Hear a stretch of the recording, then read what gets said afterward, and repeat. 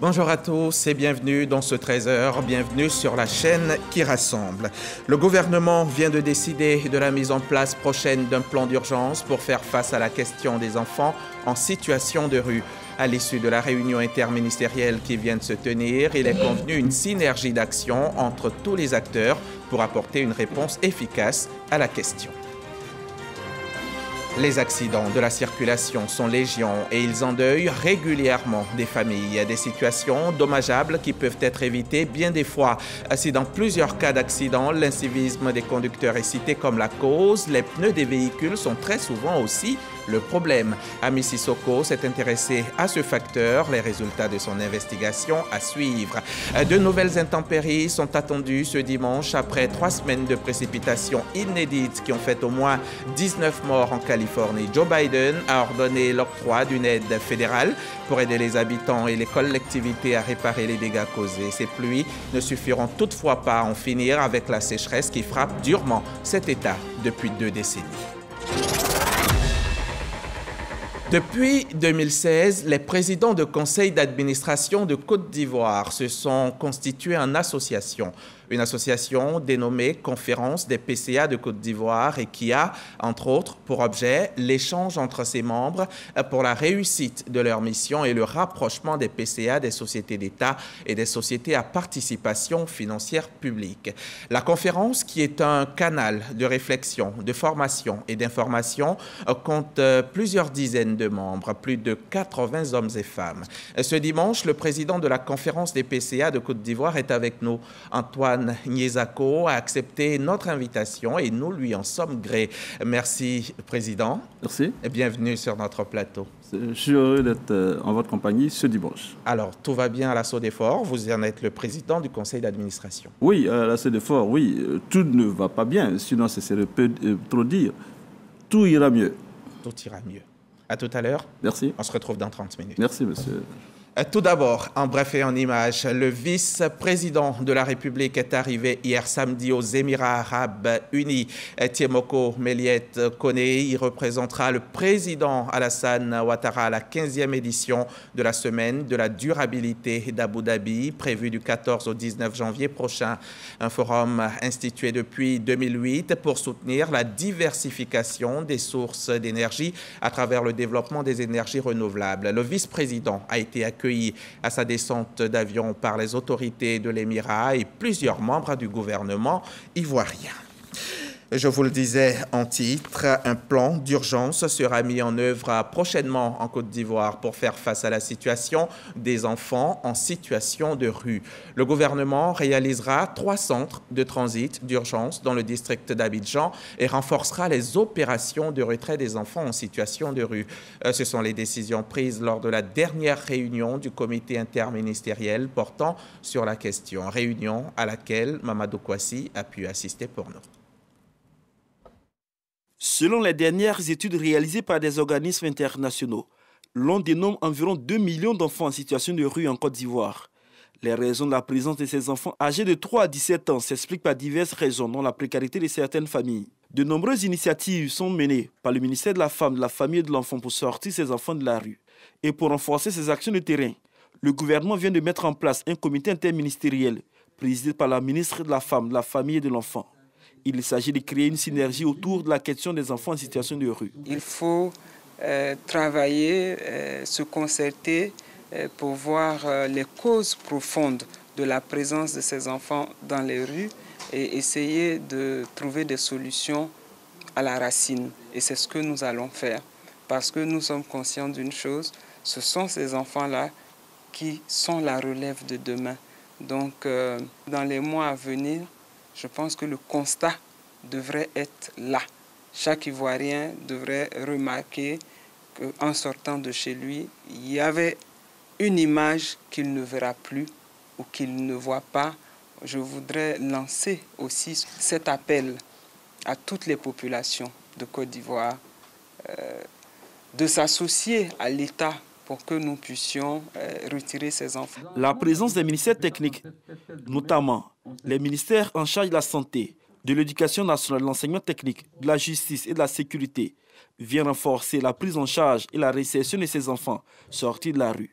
La ministre Nassiré Touré rassure que tout sera mis en place pour accompagner dignement ces enfants en situation de rue. Un plan d'urgence sera mis en œuvre pour faire face à la recrudescence de ces enfants en situation de rue. Ce plan prend en compte la construction de 3 centres de transit d'urgence à Abidjan pour servir de bureau d'écoute et d'orientation. Des actions qui viendront renforcer les 531 maraudes réalisées par le ministère de la Femme, de la Famille et de l'Enfant depuis 2020. Les enfants en situation de handicap du centre Éveil Crescendo de Grand Bassam ont reçu cette semaine les acteurs de mode. L'association des créateurs et promoteurs de la mode est venue faire un important don à ces enfants, histoire de leur donner du sourire. Et c'était mission accomplie, comme nous le rapportent Diarasuba Ami et Mamadou Kwasi.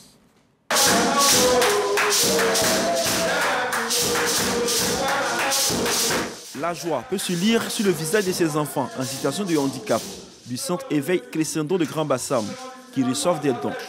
Des dons composés essentiellement de vivres et de non-vivres. L'initiative est de l'association des créateurs et promoteurs de la mode basée dans la commune de Treichville à Abidjan. De quoi soulager ces 22 pensionnaires et leurs encadreurs. Par ma voix, les enfants du centre Éveil Crescendo de Grand Bassam, nous disons un grand merci à l'association des créateurs et promoteurs de mode vestimentaire. Notre ONG Vie de la Providence, c'est donc tout soutien qui vient nous propulser en avant, nous réjouit toujours. Donc je suis heureuse. Pour le président Mahama Ouattara, cet acte permet de donner un coup de pouce à ce centre qui veille à l'encadrement et au bien-être de ces enfants vivant avec un handicap. J'ai été émerveillé par l'action de la fondatrice de ce centre. Nous, dans notre association, nous faisons des dons chaque année. Pourquoi ne pas venir donner un coup de main à cette dame-là? Le centre Éveil Crescendo de Grand Bassam est une structure caritative qui accueille les enfants de 0 à 15 ans en situation de handicap psychomoteur et sensoriel. Ces enfants ne peuvent pas aller dans les écoles normales. La plupart de ces enfants ont été retrouvés dans les rues du district d'Abidjan.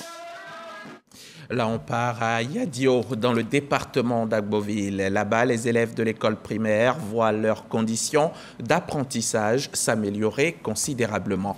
Cela grâce au Rotary Club Abidjan Biétri qui vient tout juste d'équiper l'établissement avec une centaine de tables bancs et 500 kits scolaires. Une action sociale saluée par l'ensemble des populations. Khalil Diomandé, Mamadou Kwasi. Les actions du mandat 2022-2023 porteront essentiellement sur l'éducation et l'alphabétisation à travers des actions à fort impact. Ce discours, Xavier Efoué le prononçait en juillet dernier lors de son investiture à la tête de la présidence du Rotary Club Abidjan Biétri pour la mandature 2022-2023. Son équipe élue vient traduire ses paroles en actes ici à Yadio, dans le département d'Agboville. 500 kits scolaires et 100 tables bancs sont offerts aux élèves de l'école primaire du village. Le tout pour une enveloppe estimée à plus de 20 millions de francs CFA. Nous sommes heureux de cet acte que nous qualifions de haute portée parce que qui pense à l'école, à l'éducation et à la formation des responsables de demain pense tout simplement à la vie. Vraiment, l'étape qui était là-bas, ce n'était pas de bon état. Tout était gâté, dégradé, on ne sait pas comment faire. Donc, Dieu merci, aujourd'hui, le Rotary Club est venu nous soulager en table banc. En 2022, l'État de Côte d'Ivoire s'est engagé dans un processus de transformation qualitative de l'éducation à travers les États généraux. Pour le président du Rotary Club Abidjan Biétri, c'est un impératif de soutenir l'action gouvernementale pour parvenir à des résultats probants. Une mutualisation des efforts et une synergie d'action s'imposent. Nous devons accompagner le gouvernement parce que l'éducation ne concerne pas que le gouvernement. C'est important. Nous sommes soucieux de l'avenir de notre pays. Nous sommes soucieux de la formation d'un bon capital humain pour répondre justement aux besoins et aux exigences du développement. Après le village de Yadio, ce sera au tour de la cité balnéaire de Grand Bassam de bénéficier des initiatives caritatives du Rotary Club Abidjan Biétri. Une bibliothèque y sera inaugurée le 27 janvier prochain. Autre lieu, autre action sociale, celle menée par la fondation Lonassi à Calamon, département de Bouna. La caravane du social de la fondation est passée par là, réalisant une école primaire de 6 classes et des latrines. Les populations ont exprimé leur grande joie lors de l'inauguration des bâtiments. Le témoignage de Jean-Marc Djadji. Une école primaire fraîchement sortie de terre au profit des enfants de Calamon dans le département de Bouna. Elle est composée de 6 salles de classe et de latrines. Ces dons s'inscrivent dans le cadre de la caravane sociale de la Fondation Lonasi. Cette infrastructure vient répondre à un besoin réel, selon la directrice de l'établissement. Avant, les enfants étaient nombreux, mais cette année, Dieu a permis qu'on puisse avoir une nouvelle école. Et cette école va permettre aussi à d'autres enfants de pouvoir être ici, mais on sera plus nombreux comme avant. Et ça, c'est quelque chose d'abord de bon. Sans crainte de me tromper, je peux affirmer aisément que ce geste vient apporter un soulagement à tout le système éducatif de notre inspection pédagogique qui est confronté à un sérieux manque d'infrastructures scolaires. Depuis sa création en mars 2019, la Fondation Lonasi s'est engagée à accompagner l'État de Côte d'Ivoire dans sa politique sociale.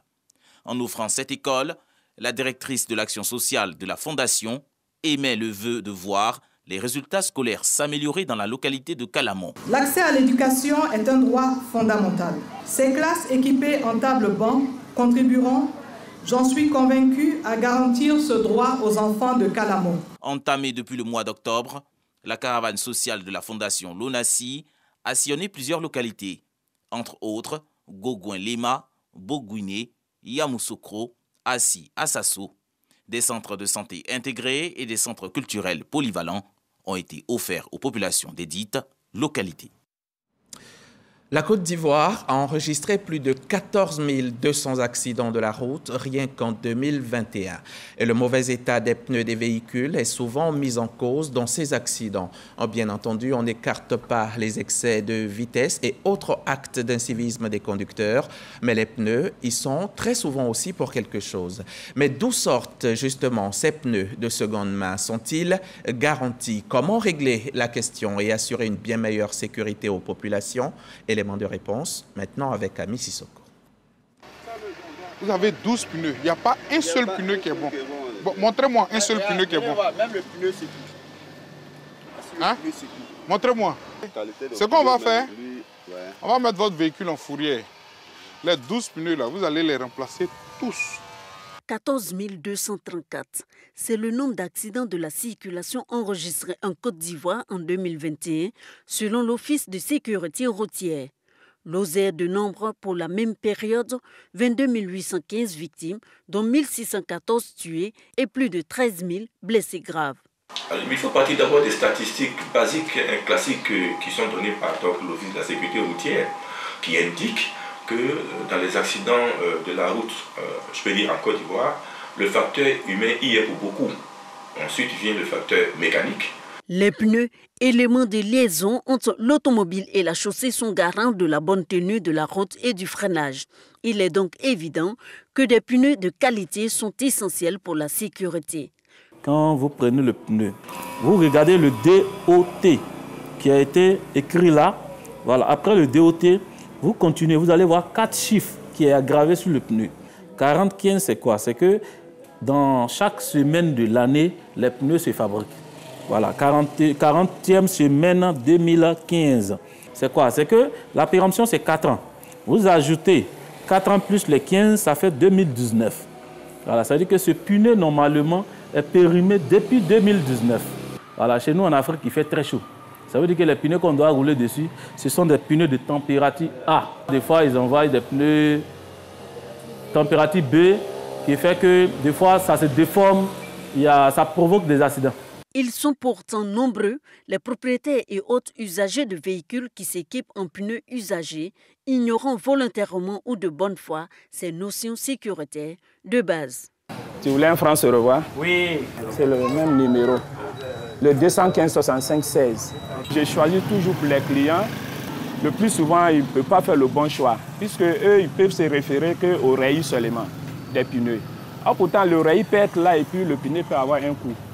C'est une très bonne affaire parce qu'il m'a dit la date de fabrication et puis la date d'expiration, c'est garanti, c'est là que j'ai pris. Vendus par de petits détaillants, surtout des vulcanisateurs, les pneus de seconde main, communément appelés France au revoir, proviennent généralement d'Europe. Ces pneus ayant déjà servi ailleurs sont proposés à la vente à bas prix et bien souvent en dehors de toute règle de sécurité. Il y a le premier choix et puis il y a le deuxième choix. De là-bas, il y a contrôle. Il regarde la date et aussi le numéro. Bon, plus c'est le numéro, nous regarde beaucoup aussi. Pour de nombreux usagers, le coût des pneus est ce qui les attire. Pour les minicars, à partir de 13 000 francs. Les véhicules de type 4x4 comptaient 15 000 francs et les gros camions 60 000 francs. Les nouveaux, eux, oscillent entre 75 000 francs et 400 000 francs par pneu.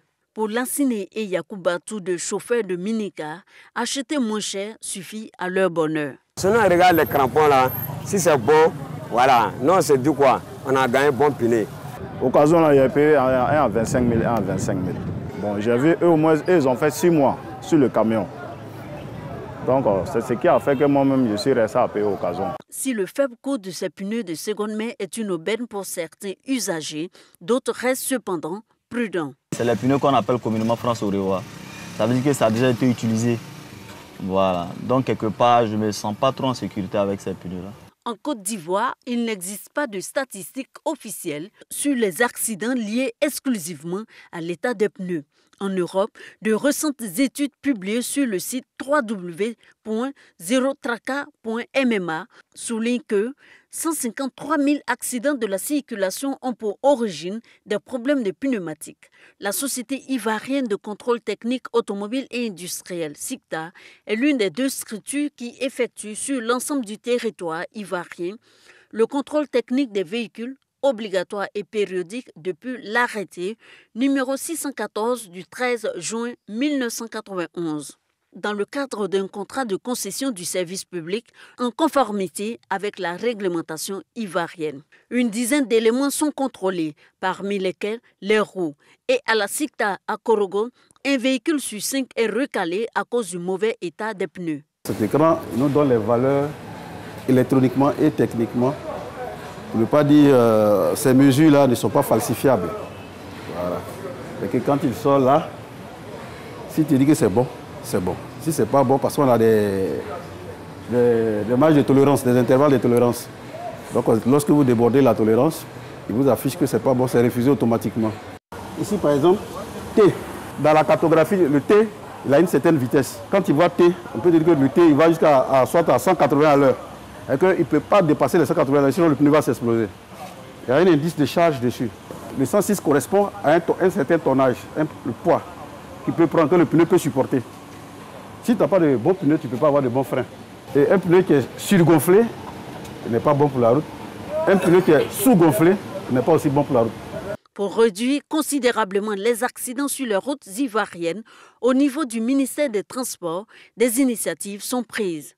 Le ministère a mis en place un plan quinquennal qui part de l'année 2019 à l'année 2023, qui s'articule autour essentiellement de la sensibilisation.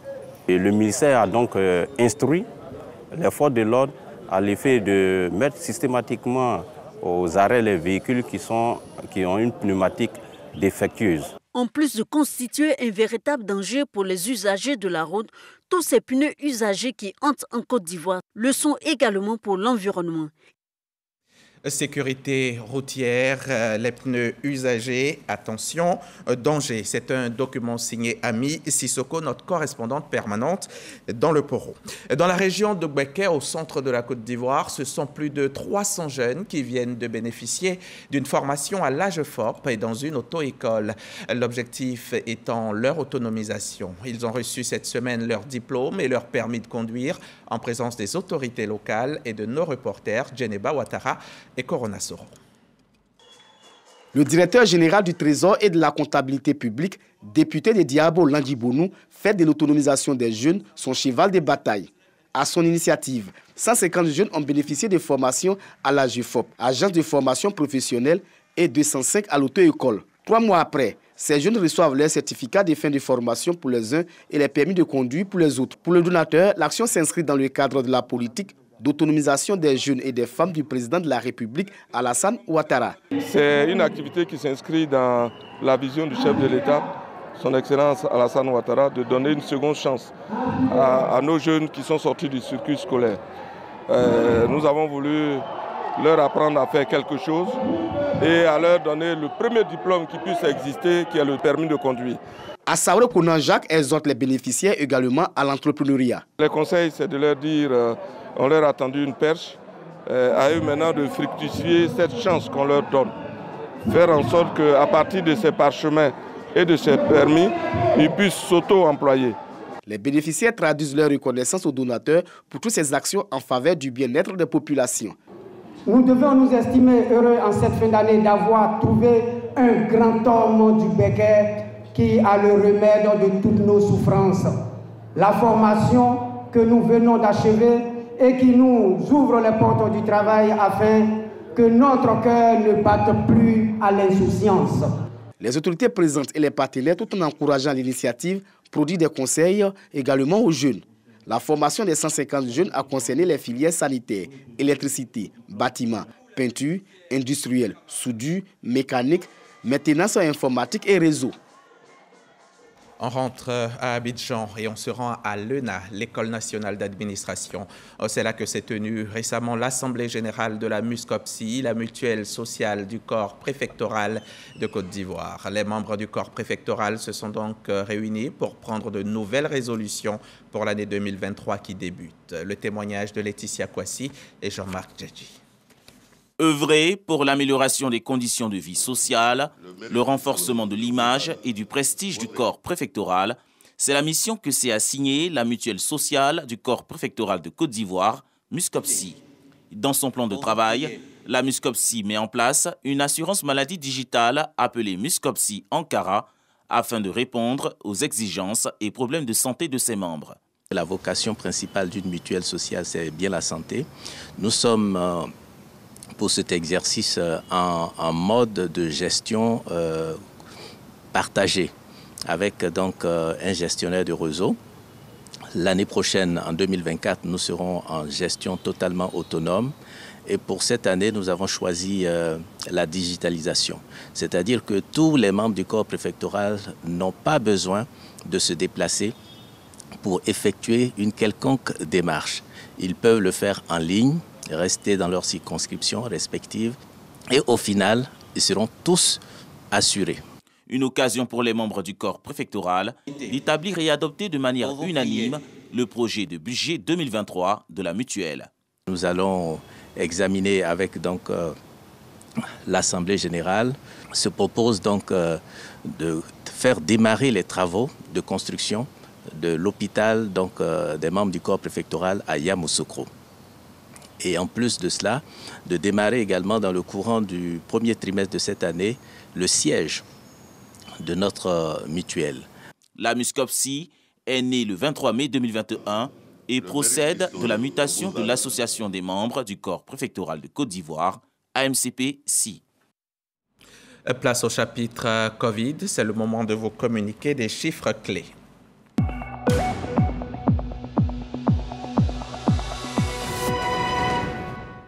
Le coronavirus a fait à ce jour 87 960 cas en Côte d'Ivoire avec 833 décès. On va oublier ce virus, le mettre de côté et on va s'intéresser à la vie du ministère de la Culture et de la Francophonie. Hier au Palais de la Culture de Treichville, face à l'ensemble du personnel de son département, Françoise Remarque a dressé le bilan du temps qu'elle a passé à la tête du ministère, puis elle a évoqué les perspectives. Issa Tchonoyeo y était pour RTI. Palais de la Culture de Treichville, salle Christian Latier. Voyage artistique à travers des prestations d'humour, de slam, des théâtres. Il portait un pan Zassa, tissé avec le fil de l'espoir audacieux, le regard lourd de mystère. Il adressait une dernière prière aux cieux.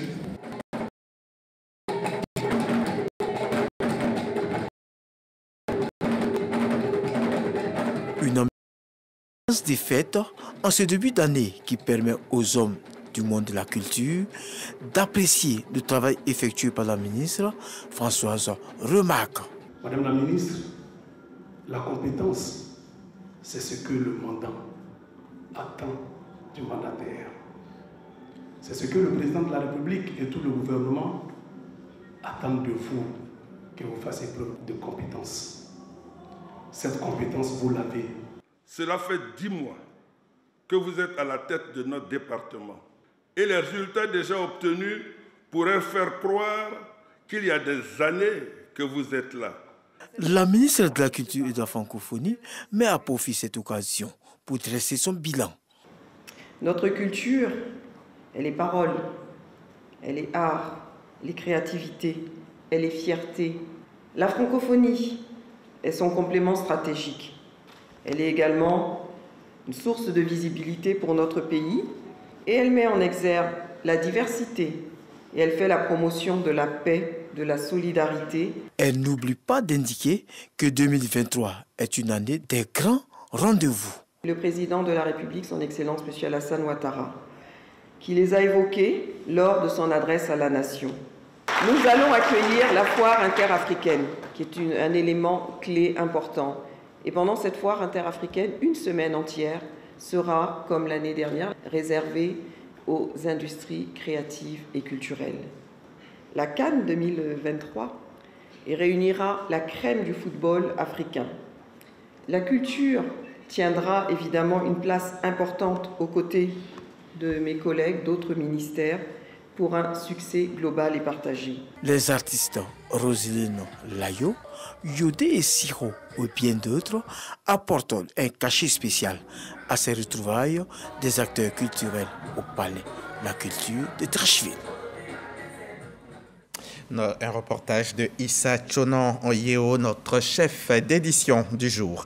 On va faire un peu de lecture ce dimanche. L'œuvre que je vous suggère s'intitule « Dette éternelle » et c'est écrit par Kakou Sidibé.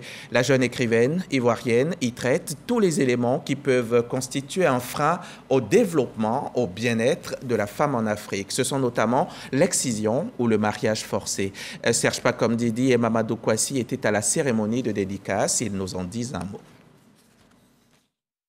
Kachou Sidibé, jeune écrivaine, met à la disposition des amoureux du livre Dette éternelle. Sa toute première œuvre, à travers Dette éternelle, l'auteur fait référence aux liens spirituels tissés par les ancêtres. Des liens ancestraux qui parfois hypothèquent l'avenir des enfants, comme ce fut le cas de la jeune Aminata Kaba, dont l'histoire est contée dans cette production littéraire. Promis en mariage dès sa naissance, excisée, Aminata Kaba est donnée en mariage à un polygame à l'âge de 16 ans. Elle qui, pourtant, était prédestinée à un bel avenir, voit ses rêves ainsi brisés. Par cette histoire, l'auteur évoque les problèmes traversés par la femme en Afrique. C'est l'histoire de toutes les femmes que j'ai vues souffrir à cause de leurs conditions de femmes depuis mon enfance. Et il faut dire que l'histoire de Mimitou est le condensé de plusieurs histoires, de plusieurs femmes. Dans cette œuvre, j'aborde un problème qui mine nos sociétés, surtout africaines, mais dont on n'en parle pas beaucoup. On ne renie pas nos origines, on ne renie pas nos traditions. Elles ont existé, elles font partie de notre histoire, mais on ne peut pas au 22e siècle aujourd'hui vivre avec ces traditions-là. Donc j'encourage les lecteurs à lire cette œuvre-là. Dette éternelle est une autre sonnette d'alarme pour dénoncer tous les maux constituant les freins à l'avenir de la femme en Afrique. Excision, mariage forcé et les affres de la polygamie. On va prier et c'est la toute nouvelle paroisse moderne de la communauté d'Eima d'Aondo qui nous accueille. Aondo, c'est dans le département de Tabo. L'église vient d'être consacrée en présence des autorités locales et de nombreux fidèles venus des 4 coins du pays pour l'occasion. On voit cela avec Corona Soro de RTI Boaké. Considérée comme une religion rurale, la communauté d'Eima d'Aondo n'avait pas de lieu de culte digne du nom. 75 ans après, ce village avait plus de 50% de la population d'Eima a désormais un lieu de culte moderne. Aujourd'hui, c'est maintenant, je vais dire aujourd'hui que nous autres qui avons aimé cette église, qui avons compris son importance, nous sommes évidemment engagés et nous encourageons nos parents à faire en sorte que nous ayons vraiment de vraies paroisses, de grandes paroisses dignes de notre foi.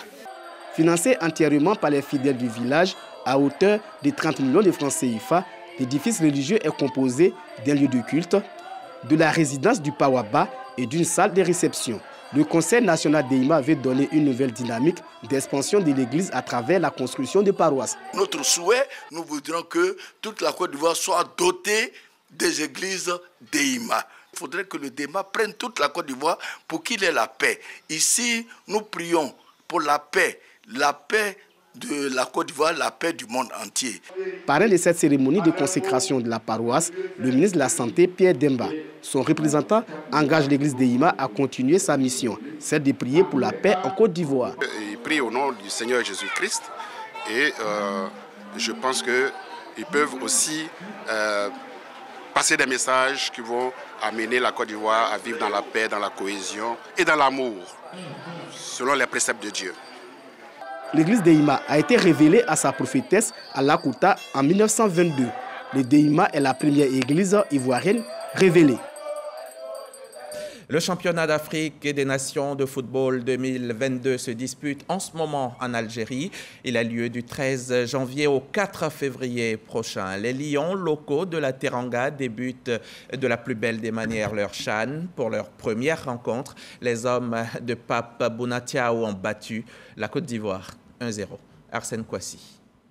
Le derby entre la Côte d'Ivoire et le Sénégal a tenu toutes ses promesses. Dans une rencontre pleine d'intensité, les deux équipes ne se sont pas accordé le round d'observation. Avec l'ambition de démarrer la compétition par une victoire, les éléphants et les lions se rendent coup pour coup, sans toutefois parvenir à trouver la faille avant la fin des 45 premières minutes. À la reprise, les Sénégalais prennent le jeu à leur compte en se procurant plusieurs opportunités. Mais à force de subir, la Côte d'Ivoire finit par concéder un pénalty, heureusement repoussé par le portier Foli Charles Ayayi. Échéance retardée. Sur ce coup franc, Moussa Ndiaye se voit refuser le but avant d'être finalement validé par la VAR. Malgré le sursaut d'orgueil des éléphants, ils ne parviennent pas à rétablir la parité. Le Sénégal assure l'essentiel et prend la tête du groupe B après le nul 0-0 entre la RDC et l'Ouganda. Logée à la dernière place du groupe, la Côte d'Ivoire devra se relancer lors de sa prochaine sortie face à la RDC le 18 janvier. Lors de leur prochain match, les Lions affronteront l'Ouganda et la Côte d'Ivoire, bien entendu, sera face à la RDC. La RDC qui en ce moment est en proie à des attaques. Dans le nord-est du pays, la province de Lituri connaît une recrudescence d'attaques menées par les différentes factions de la milice Codeco, alors que les ADF y sont également toujours actifs. La dernière attaque en date a eu lieu vendredi au village Niamamba, environ 70 km à l'est de Bunia, dans le territoire de Djougou. Selon un responsable de la société civile de Bunia, 31 corps ont été retrouvés depuis hier, sans compter les personnes disparues et les blessés, ce qui laisse craindre un bilan beaucoup plus lourd. De nouvelles intempéries sont attendues ce dimanche après 3 semaines de précipitations inédites qui ont fait au moins 19 morts en Californie. Si la Californie est habituée aux conditions météo extrêmes, un tel enchaînement est en revanche hors du commun. Depuis le 27 décembre, ce sont des trombes d'eau qui se sont abattues sur l'État le plus peuplé des États-Unis, causant des inondations, des glissements de terrain et des coulées de boue. Joe Biden a donc ordonné l'octroi d'une aide fédérale pour aider les habitants et les collectivités à réparer les dégâts causés par ces violentes tempêtes hivernales. Voilà qui nous amène au magazine du dimanche. Notre invité est là, il est de retour en plateau pour notre entretien. Bienvenue encore à vous, Monsieur Ignizako. Permettez qu'on suive un petit élément en vidéo d'1 minute 30 et puis on se retrouve. En Côte d'Ivoire, les sociétés d'État et celles bénéficiant d'une participation financière publique disposent d'un conseil d'administration. Et ces conseils sont toujours présidés par le représentant du chef de l'État. Les présidents du conseil d'administration, appelé communément PCA, veillent à la bonne gestion des sociétés d'État. En lien avec les directeurs généraux, les présidents du conseil d'administration élaborent la feuille de route des sociétés d'État. Ils rendent compte régulièrement de l'état de santé et de la bonne gestion au chef de l'État, dont ils sont mandants. Ces présidents du conseil d'administration ont décidé de fédérer leurs efforts depuis 2016. Ils mettent en place la conférence des PCA, des sociétés d'État et des sociétés à participation financière publique. À la mise en place de cette structure en avril 2016, Akasaye Lazare est porté à la tête.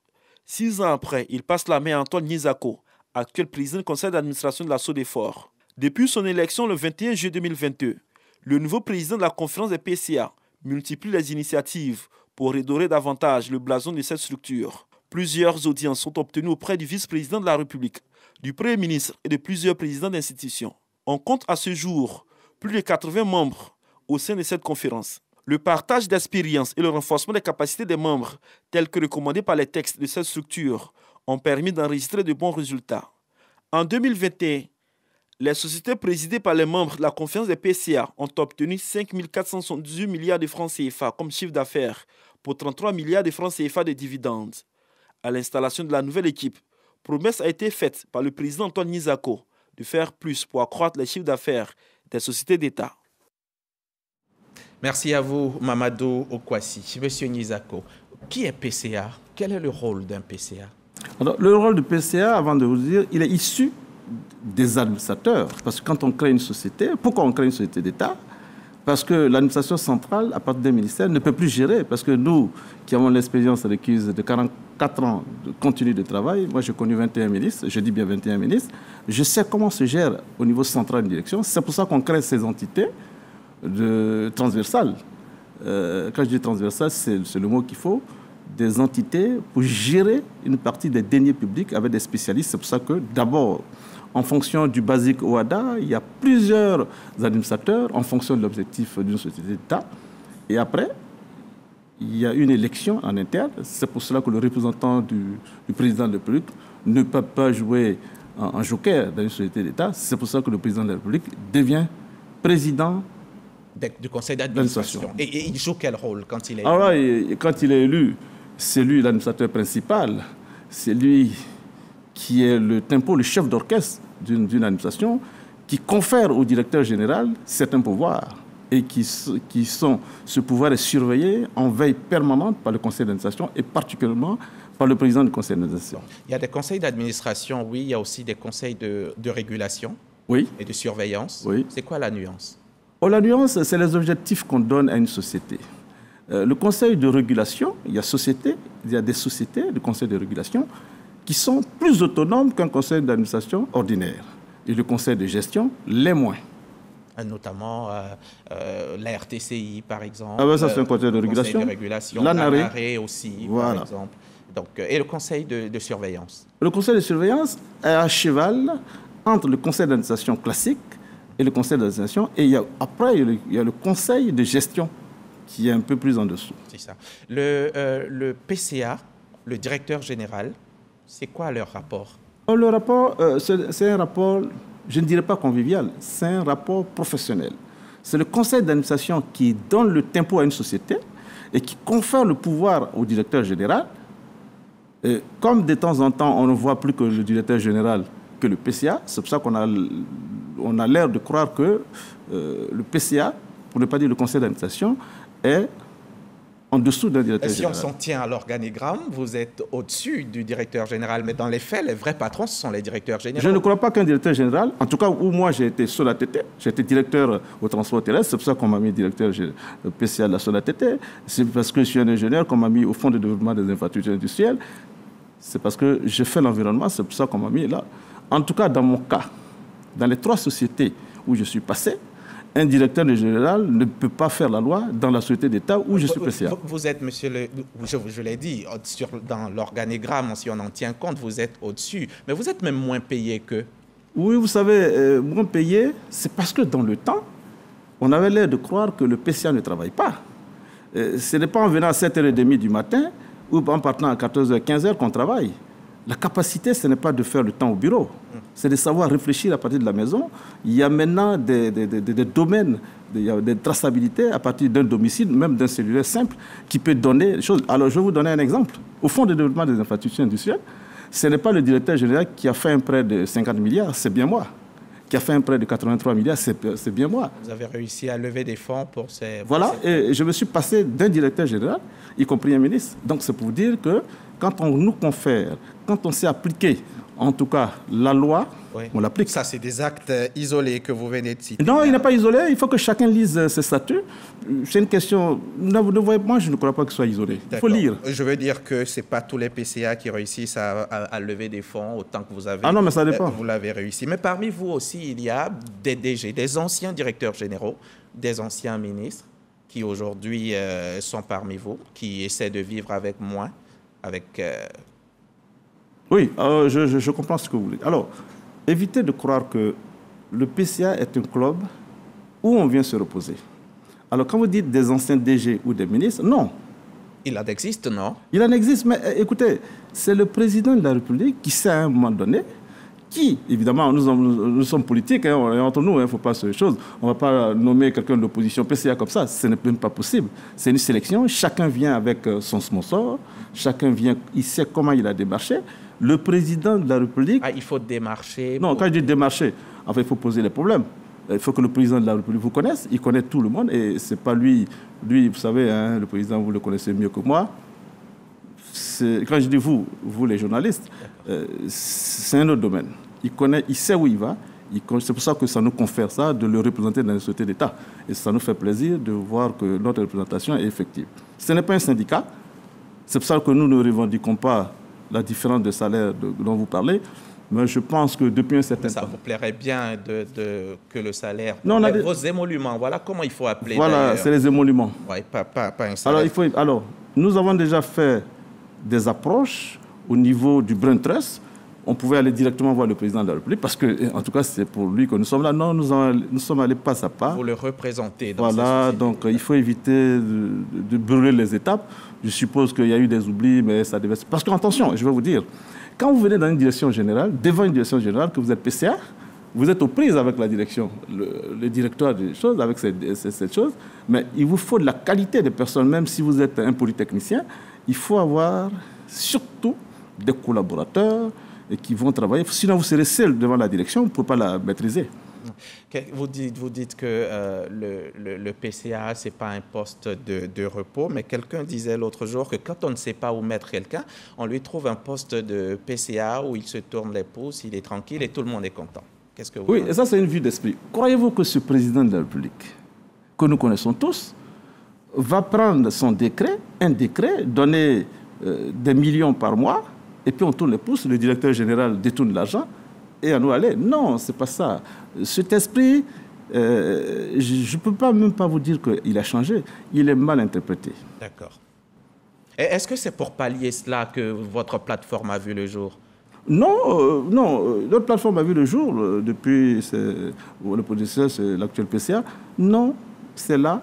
C'est une plateforme qui est créée de solidarité, d'entraide dans l'expertise professionnelle que vous avez. S'il vous plaît, vous êtes journaliste, vous avez toutes les qualités de journalisme. C'est toujours difficile que vous soyez un PCA de la Géroute, je m'excuse, où il y a des ingénieurs.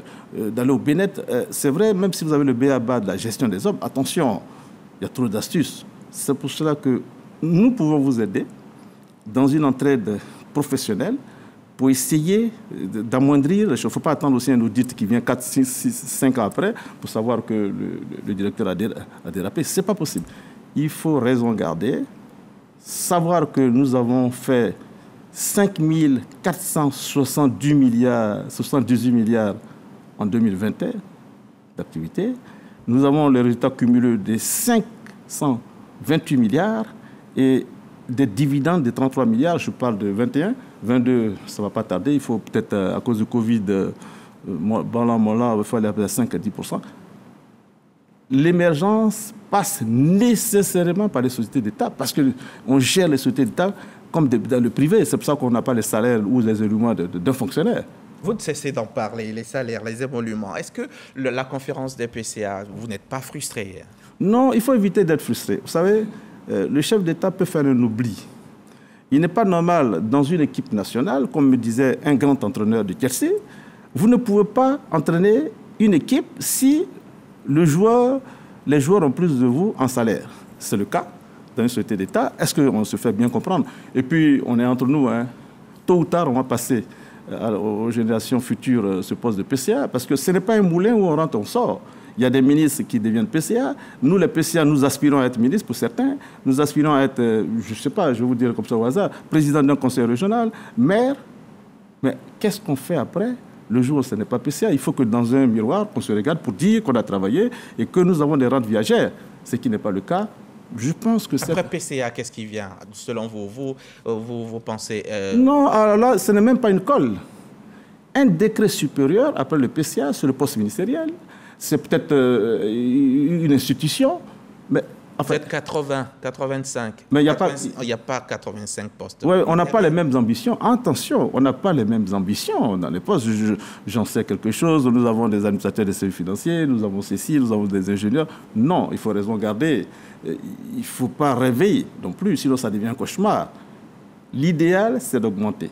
Vous êtes là, vous aspirez à un moment donné à être directeur général de la RTI. Je m'excuse, si vous n'avez pas cette ambition, je m'excuse. C'est pour ça que vous, Diaby, je me rappelle. Encore, mais alors, ne rêvez pas, commence à rêver, et c'est pour ça que vous voulez être chaque fois député de là-bas. Alors, chez vous, vous n'êtes pas un syndicat, vous l'avez dit, vous n'êtes pas une cellule de revendication, mais il faut indiquer que vous êtes plus de 80. 85 à peu près. Oui. Et parmi vous, il y a que trois femmes. Quatre femmes à peu près. Non, écoutez, c'est le président de la République qui joue le tempo.